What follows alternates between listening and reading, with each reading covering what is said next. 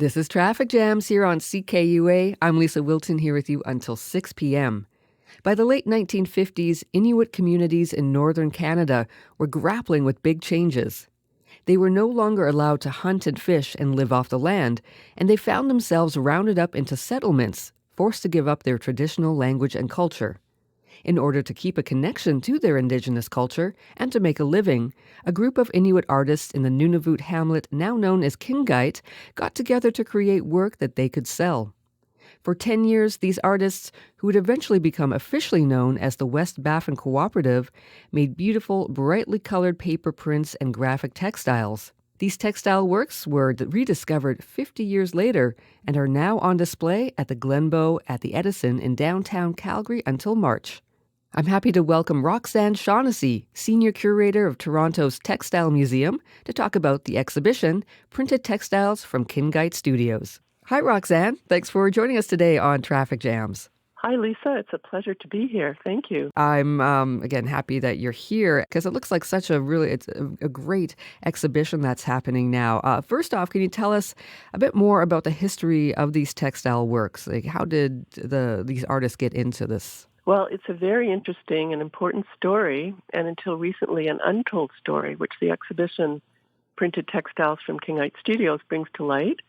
So in 1957, printmaking was introduced in Kinngait, which was formerly called Cape Dorset in Nunavut, by James Houston, who was an artist and civil administrator, and it was part of a larger Canadian government program to encourage handicraft production in the north for sale in the south as an alternate means of generating employment and income for Inuit.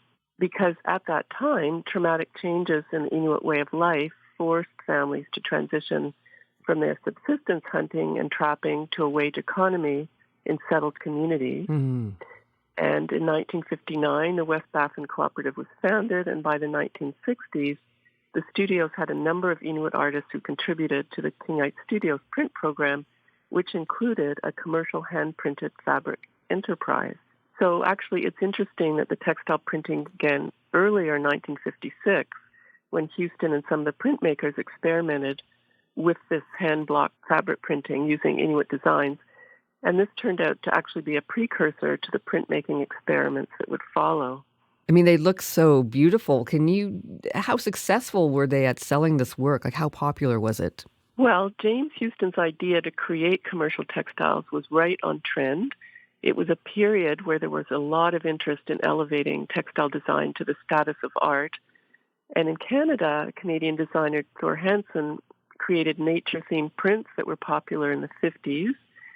And Finnish design house Marimekko, who most people are familiar with, whose colorful floral textiles were really a global sensation in the 1960s. And interestingly, there were other artists, including Pablo Picasso, Marc Chagall, Henry Moore, and actually Andy Warhol, who were also designing textiles for commercial sale in the 50s and 60s. So Houston thought it was a really good idea that would sell well and provide a commercial enterprise for these artists and printmakers at the time. So in 1966, after a few years of the printing, John Patton, who's the sales manager of Canadian Arctic Producers, he took a trip across Canada to promote the textiles.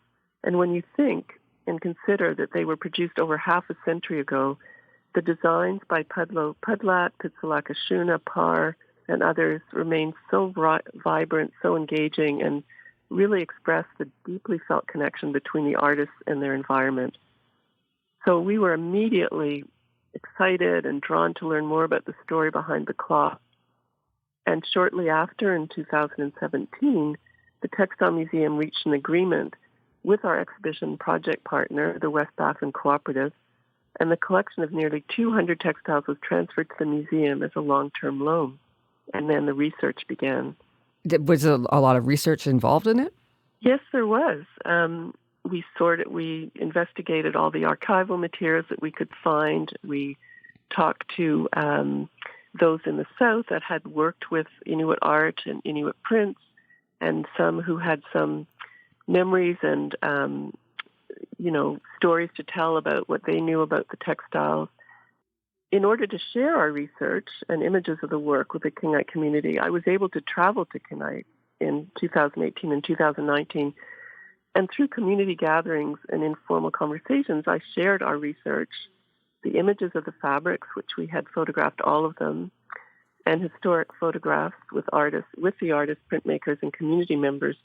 And they themselves brought valuable new information and insights. So this contributed to the knowledge and research that was built around the collection. Okay. So, yeah, it was really an opportunity to work with the community to bring the story back to Kinngait. And, unlike the famous stone and ivory sculpture and prints that are collected and appreciated around the world, the place and importance of these textiles in the history of Inuit cultures has never been fully recognized.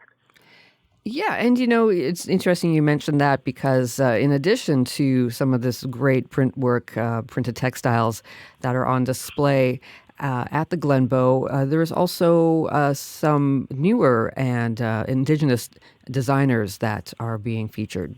Yes, absolutely. Learning about this collection of printed textiles actually inspired me to learn more about the contemporary textile work that is going on in Nunavut by other artists. And I discovered that fabrics and clothing with printed designs continue to represent the stories, the landscapes, and the lives of Inuit people today. And they're creating new and innovative ways to represent Inuit culture. And there are three fashion designers that I became aware of, Tara Duffy of Ugly Fish, Martha Kiak of Inukshik, and Nooks Lindell of Nanny Design. And these designers are exploring and celebrating Inuit identity through their designs to offer contemporary perspectives. And so we asked them to create an original printed fabric design for the exhibition inspired by the Kinngait textiles. Well, thank you so much, Roxane, for, again, sharing some information and the history behind these printed textiles. Well, thank you for having me, and I hope that those of you that are able to see the exhibition will enjoy seeing these wonderful, wonderful textiles. That was Roxane Shaughnessy, Senior Curator of Toronto's Textile Museum. The exhibition, Printed Textiles from Kinngait Studios, will be at Glenbow at the Edison in Calgary until March 3rd.